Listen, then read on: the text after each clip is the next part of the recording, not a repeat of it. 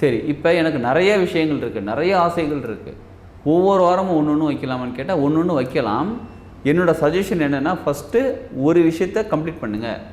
7 வாரம் முடிச்சிட்டிங்களா?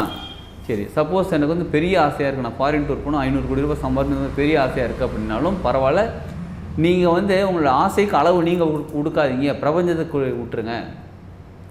நல்லா கேட்டுக்கோங்க. பேராசைனா 500 கோடி ரூபாய் கிடைக்கும், எனக்கு கூட 500 கோடி ரூபாய் கிடைக்கணும்னு நீங்கள் எழுதாதீங்க. எனக்கு 500 கோடி ரூபாய் மாதம் தேவையில்லாத மாதிரிலாம் எழுதாதீங்க. உங்கள் உள்ள ஒருத்தர் உட்காந்துருப்பார், அவர் சொல்லுவார் அது எப்படி நமக்கு 500 கோடி ரூபாய் கிடைக்கும்னு கேட்பார். உள்ளுக்குள்ளே இருக்கிறவங்க ஒத்துக்கணும். இப்போ எனக்கு ஒரு சொந்தமாக வீடு வேணுன்னா உள்ளுக்குள்ளே ஒத்துப்பார். சரிப்பா, சொந்தமாக வீடு லோன் போட்டு கூட வாங்கிக்கலாம், இல்லை எப்படியோ வாங்கிக்கலாம்னு சொல்லி உள்ளே ஒத்துப்பார். ஸோ அந்த மாதிரி உங்களுடைய ஏற்கனவே இருக்கக்கூடிய நிறைவேறாத ஆசை, நிறைவேண்டியவே ஆசை, இதை எழுதுங்க. இப்போ அடுத்த கேள்வி வரும், என் பையனுக்காக செய்யலாமா, என் பொண்ணுக்காக செய்யலாமா அப்படின்னா அவங்களுக்கு இந்த வீடியோ ஷேர் பண்ணி அவங்கள பார்க்க சொல்லி அவங்கள செய்ய சொல்லுங்கள்.